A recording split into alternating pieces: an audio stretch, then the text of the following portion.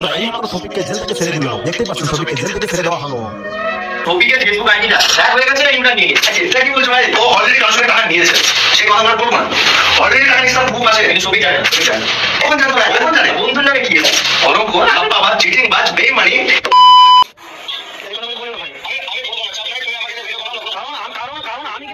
আমি কিন্তু তোমার টাকা খাই নুন ছেড়ে যাচ্ছি না, বুঝলে? আসসালামু আলাইকুম বন্ধু, কেমন আছো তোমরা? আশা করছি অনেক অনেক অনেক ভালো আছো। তো তোমরা আজকে আজকের আরেকটি নতুন ভিডিও নিয়ে চলে এসেছি। আর আজকে প্রায় 234 দিন হতে যায়। তো কী বলবো, ছোট বন্ধুরা একটু সাপোর্ট করো।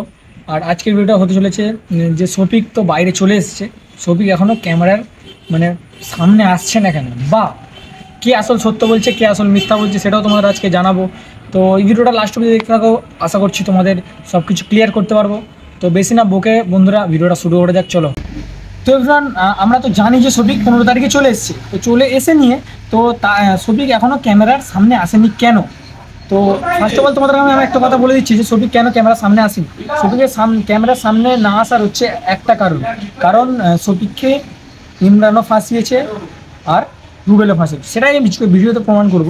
আর শফিক কিন্তু ওর নিজের আইডিতেই অন আসবে, ঠিক আছে? তো সেটা আসলে তোমাদের মাঝখানে আপডেট দেবো।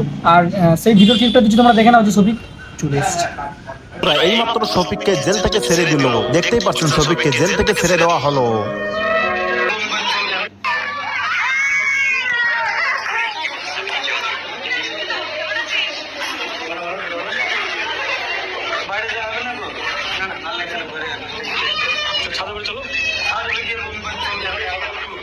তো এভরিওয়ান, শফিক চলে এসে তোমরা তো ভিডিওটা দেখলেই।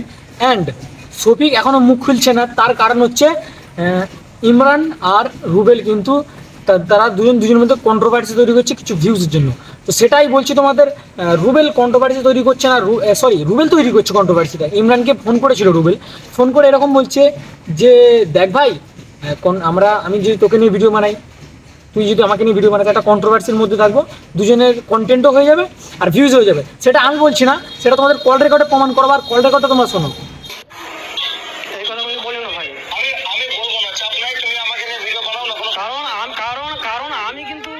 আমি কিন্তু তোমার কাটা খাই নুন ছিটাতে যাচ্ছি না, বুঝলে?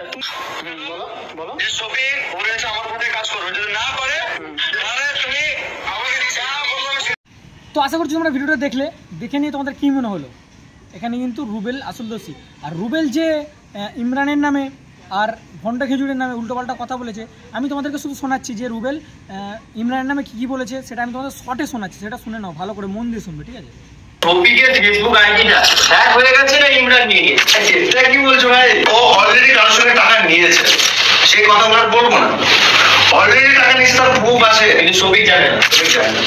এখন জানতো না, এখন জানে বন্ধুর নামে কি আছে? কলঙ্ক, বাবা, চিটিং বাজ, বেইমানি। আচ্ছা, শফিকের ফেসবুক আইডিটা হ্যাক হয়ে গেছে না ইমরান নিয়ে গেছে? ভাই এটা কি বলছো ভাই? আমি একটা জিনিস এখানে দেখেছিলাম, আমি বলার আগে তোমার এই ভিডিওতে অডিয়েন্স একটা কথা বলছে, সেটা তুমি ভিডিওর পাশে দিয়ে দিও, নাহলে ভাববে হয়তো আমি ভুল বলছি। এখানে লিখেছে একজন, দাদা ওদিকে যে ইমরান শফিকের সরলতার সুযোগ নিয়ে ফেসবুক পেজটাকে খেয়ে দিচ্ছে, ওটা সম্পর্কে কিছু বলেন। মানে অডিয়েন্সও জানে যে ফেসবুক পেজটা নিয়ে নিয়েছে। আচ্ছা, প্রথম কথা বলো, শফিকের ফেসবুক পেজের প্রথম নামটা কি ছিল? শফিক এফবি ছিল, শফিক অফিসিয়াল। হ্যাঁ, শফিক অফিসিয়াল এফবি ছিল। হ্যাঁ, শফিক অফিসিয়াল এফবি ছিল। এই ঝামেলার তোমরা হয়তো দেখতে পারবে, এই ঝামেলার কয়েকদিন আগে নামটা চেঞ্জ করে শফিক স্টার দেয়। হ্যাঁ, আর এই ঝামেলার অনেকদিন আগে থেকে দেখবা শফিকের ভিডিও কিন্তু আর ওই পেজে আপলোড হতো না। হ্যাঁ, ওই ভিডিও কিন্তু আপলোড হতো ইমরানের শুধুমাত্র শর্টস, ইমরান ভিডিও বানাতো। সেখানে কিন্তু শফিক তখন কিন্তু হোমে যায়নি। ও কথা কি বলেছে, শফিক এখন হোমে আছে বলে যেন পেজটা গ্রোথ কমে না যায়, তার জন্য এখন নাকি ওর ভিডিও ছাড়ছে, তাই তো? হ্যাঁ, ও কিন্তু একটা ভিডিওতে বলেছে। তো অ্যাকচুয়ালি তোমরা হয়তো নোটিস করবা, শফিক হোমে যাওয়ার বহুত দিন আগে থেকে ইমরান ওর নিজের কন্টিনিউ ভিডিও, একা ভিডিও ছেড়েছে। আর সেখানে কন্ট্যাক্ট ডিটেলসে ইমরানের নাম্বার দেওয়া আছে, ইমরানের জিমেল দেওয়া আছে, সবই। কেউ আমরা শফিকের নাম্বার টাম্বার সব হাতিয়ে নিয়েছে, সব সরিয়ে দিয়েছে। কিছুদিন আগে তোমাদের একটা ভিডিও দেখেছিলাম যেখানে শুনেছিলাম নাকি তোমার সঙ্গে স্ক্যাম হয়েছে। তার উপর শফিক নাকি ইনস্টাগ্রাম আইডি থেকে আমি বলেছিলাম যে শফিক তোমার সাথে আমি দেখা করতে চাই, তোমার সাথে ভিডিও করতে চাই। তখন শফিক আমাকে কিছুদিন পরে রিপ্লাই দেয় যে ঠিক আছে তুমি আসো, তোমার সাথে ভিডিও বানাবো। এই যে রিপ্লাইটা ভয়েস দিয়েছিল না মেসেজ মেসেজ দিয়েছিল, এই রিপ্লাইটা কে দিয়েছিল, কার কাছে লগইন করা ছিল? প্রথম কথাই আমি বলি, শফিক সেরকম ভাবে রিপ্লাই কাউকে দেয় না, একদমই দেয় না।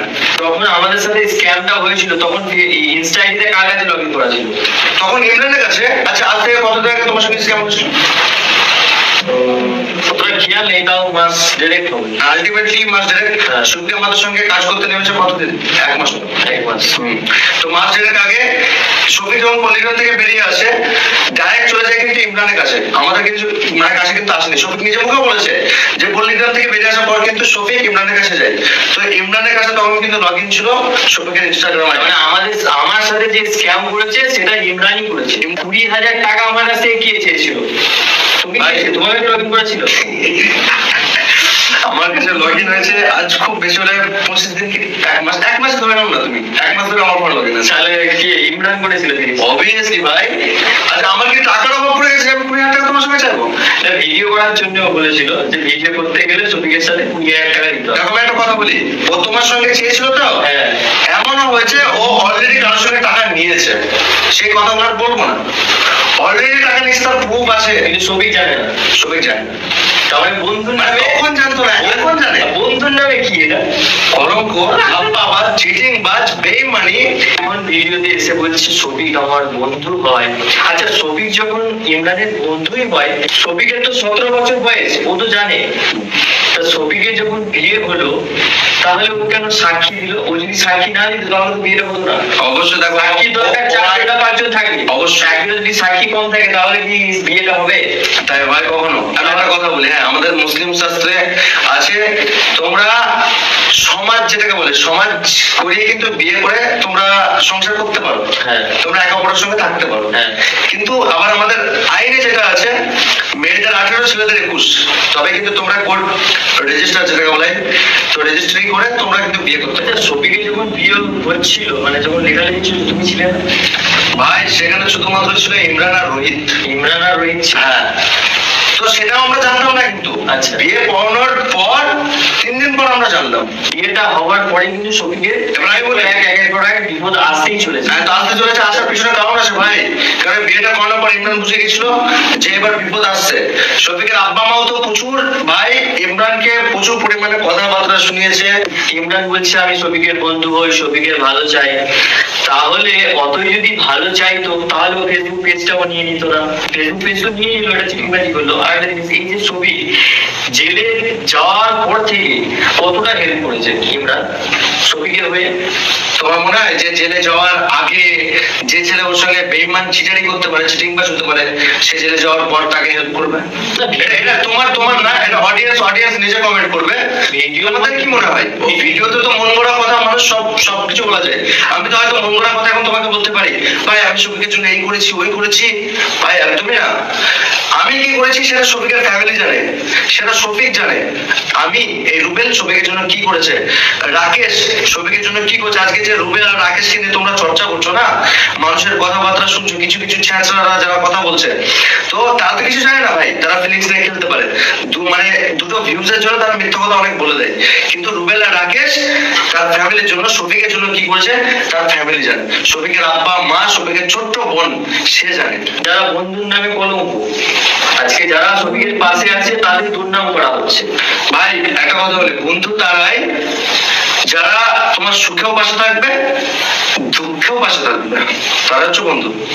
আজ কিন্তু শফিকের যখন সুখ, শফিকের সুখ বলতে কিরকম, শফিক যখন ঘুরতে বেরোতো, শফিককে নিয়ে যখন আমরা মালদায় গেলাম ওয়াটার পার্কে ঘোরার জন্য, সেটা কিন্তু আমাদের একটা সুখের অধ্যায় পড়ে ভাই। তারপরে অনেক জায়গায় ঘুরতে গেছিলাম শফিককে নিয়ে, সেটাও কিন্তু একটা সুখের অধ্যায়। কিন্তু তখন আমরা পাশে ছিলাম তো। আজকে শফিকের মহা বিপদ, সেখানে কিন্তু রুবেলা রাকেশ কেউ না, তবুও রুবেলা রাকেশের নাম কিন্তু জড়ানো হয়েছে কেসে। ঠিক আছে, তো সেখানেও কিন্তু আমরা আজও পাশে আছি শফিকের। ইভেন এটা তোমাদেরকে বলে রাখছি, শফিক বেরিয়ে আসার পর আমাদের সঙ্গে কাজকর্ম করবে, তোমাদের জন্য সেই ছোট্ট শফিক হয়ে আবার আসবে ও। আমরা খুব তাড়াতাড়ি এই জিনিসটাকে সলভ করে তোমাদের সামনে আবার ওর ভিডিও বাগেরা সব নিয়ে আসবো। তো এবার এখানে তোমরা শুনলেই যে ইমরানের নামে কী বলেছে। এবারে তোমাদের শোনাবো যে ইমরান রুবেলের নামে কী বলেছে আর কেন বলেছে, আর ইমরান যে কথাগুলো বলছে আদৌ কি কথাগুলো সত্য নাকি মিথ্যা, সেটাই তোমাদের ভিডিওর মাঝখানে দেখাবো।